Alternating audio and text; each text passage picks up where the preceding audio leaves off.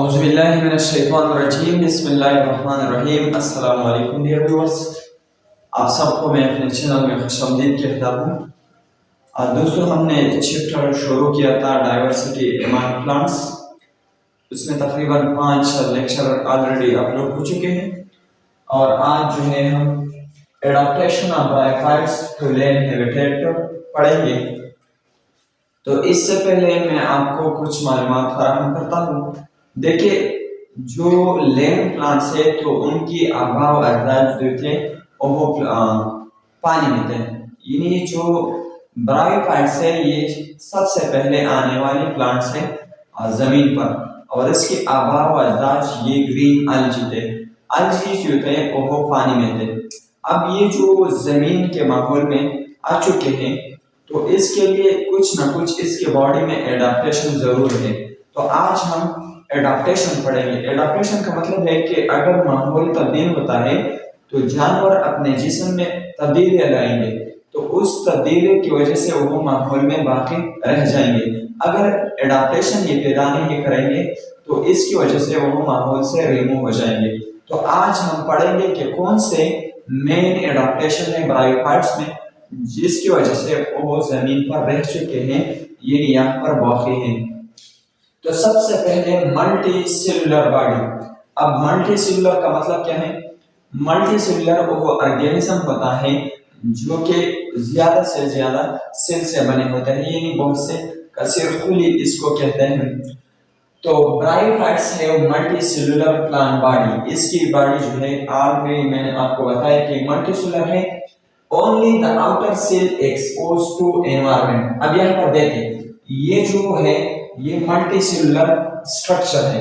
तो ये जो ऊपर वाला हिस्सा है तो ये एक्सपोज होता है किस चीज की तरफ? सन की तरफ, यानी लाइट की तरफ। So the loss of water are reduced from inner cell. अब यहाँ पर चूंकि जमीन पर पानी की किल्लत आती है तो यहाँ पर इसके साथ एडाप्टेशन इनकी मल्टी सेलुलर बॉडी है। मतलब ये है कि यहाँ पर दो किस्म के सेल है, एक जो है नीचे है और दूसरा जो है ऊपर वाला हिस्सा है। तो यहाँ पर अगर आप देखें तो जो ऊपर वाला हिस्सा है ये सन को एक्सपोज होता है, वहां पर उनका सामना होता है, तो यहाँ से इवापोरेशन ज्यादा होंगे। अब यहाँ पर देखिए ये जो नीचे वाले हिस्से हैं तो यहाँ से इवापोरेशन कम होता है, तो लॉस इन ड्राइनेस का यानी खुश्की का जो खतरा है वो कम हो जाता है। तो ये सबसे पहले एडाप्टेशन है। तो मैंने यहाँ पर लिखा है so the loss of water are reduced from inner cell, so by this way these saved from dehydration। यानी वाटर की जो कमी के चांसेस है वो बहुत कम है। किसकी वजह से? मल्टी सेलुलर बॉडी की वजह से। तो ये सबसे पहले एडाप्टेशन है। अब आते हैं next, conservation of water. Conservation का मतलब क्या है कि आप किसी चीज को स्टोर कर लें ताकि ये जो है आपके फ्यूचर में आपको ये जो है फराहम हो जाए, यानी आपको दोबारा ये इस्तेमाल करना हो तो फिर आपको प्रोवाइड हो जाएगा। तो कंजर्वेशन ऑफ वाटर। अब कंजर्वेशन के लिए यहाँ पर क्या है? Cuticle as water proof. ये जो ऊपर वाला हिस्सा है इसके ऊपर एक दीवार है, एक मोटा स्ट्रक्चर है जिसको हम क्यूटिकल कहते हैं, और ये जो है वेग सी होता है। तो अगर एक चीज वेग सी होता है तो यहाँ पर वाटर को वो इजाजत नहीं देता, तो यहाँ अंदर साइड वाले जितना भी एरिया है तो वहां पर वाटर कंजर्व हो जाएंगे, यानी बाकी रह जाएंगे। तो दूसरी चीज जो है conservation of water through cuticle. Cuticle क्या है? ये एक पर्दा है अपर एपिडर्मिस पर। The next one is absorption of water. अब जो अलजी थे तो वो ऑलरेडी पानी में थे, तो उनके लिए एब्जॉर्प्शन की जो जरूरत है वो नहीं था। लेकिन क्योंकि ये जो लैंड वाले प्लांट है ब्रायोफाइट है तो यहाँ पर एब्जॉर्प्शन के लिए उनके लिए स्पेसिफिक स्ट्रक्चर होना चाहिए। तो यहाँ पर इनमें जो है राइजाइड एक स्ट्रक्चर होता है जिसके थ्रू ये जो है एब्जॉर्प्शन करता है, और राइजाइड जो है ये सिमिलर टू रूट्स, ये रूट्स की तरह है, ये जो है राइजाइड है और ये एब्जॉर्प्शन करेगा किस चीज का?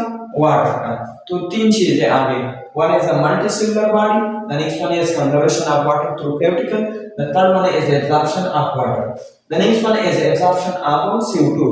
अब CO2 के लिए यहाँ पर क्या चीज है? देखिए जो अलजी होता है तो वो डिजॉल्व कार्बन डाइऑक्साइड इस्तेमाल करता है और अपना फोटोसिंथेसिस करता है, लेकिन चूंकि यहाँ पर तो डिजॉल्व कार्बन डाइऑक्साइड नहीं मिलता तो इसके लिए ये जो गैसेस है ये अंदर दाखिल होना चाहिए। तो इस दाखिल होने के लिए यहाँ पर पोर्स है, स्मॉल स्मॉल पोर्स है। किस चीज में? फॉर एग्जांपल ये एक मोसिस प्लांट है, मोसिस, तो इसके लीफ में छोटे छोटे पोर्स होंगे, तो उस पोर्स के जरिए जो है ये CO2 एब्जॉर्ब करेंगे। तो ये 4 नंबर एडाप्टेशन। 5 नंबर हेटेरोगेमी। अब हेटेरोगेमी का मतलब क्या है? हेटेरो का मतलब है डिफरेंट एंड गेमी का मतलब गैमेट्स है। The production of two type gamete is called heterogamy. अगर एक लिविंग थिंग्स वो दो किस्म के गैमेट्स पैदा करते हैं तो उनको हेटेरोगेमस लिविंग ऑर्गेनिज्म हम कहते हैं। तो द मेल गैमेट जो है ये स्मॉल होता है और मोटाइल होता है, ये नहीं हरकत कर सकता है।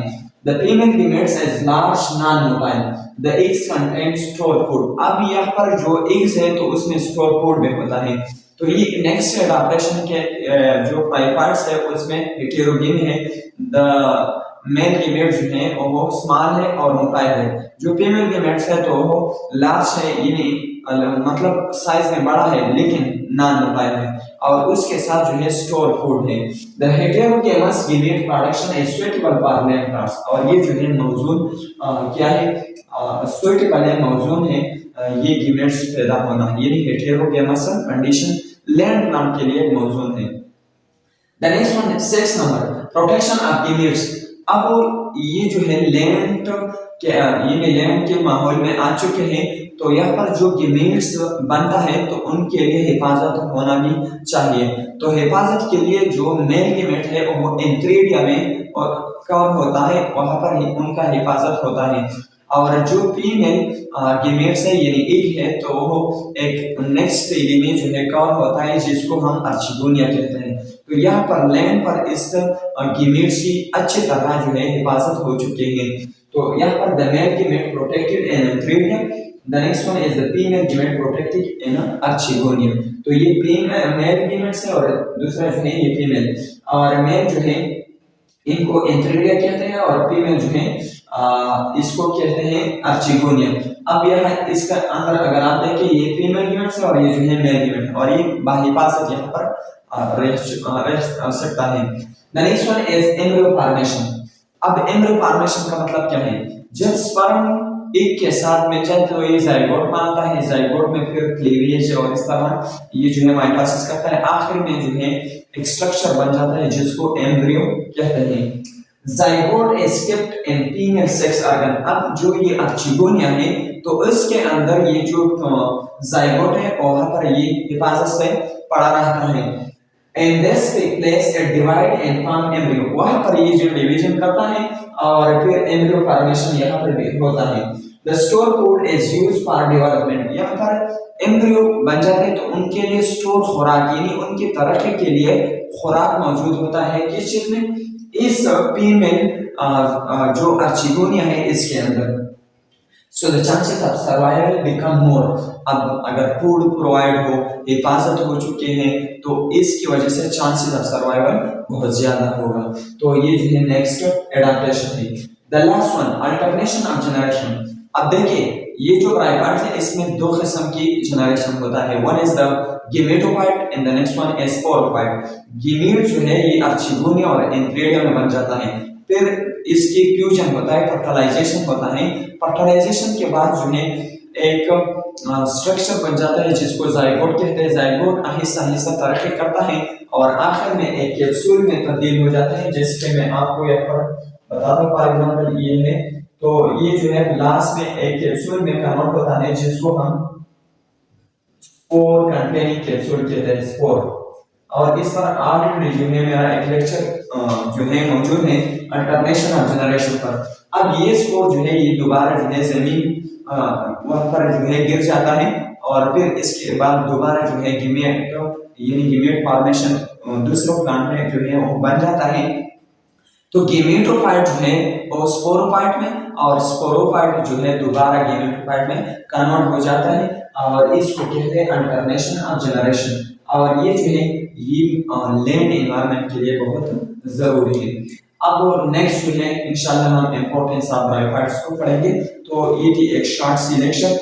सबसे पहले multicellular body, the next one is conservation of water, absorption of water, absorption of CO2, heterogeneous और इस तरह protection of gametes, embryo formation, alternation of generation. ये 8 मेन एडाप्टेशन है जो ब्रायोफाइट्स है उनकी जमीन में आने के लिए। तो ये थी एक शॉर्ट सी lecture. Thank you so much for watching.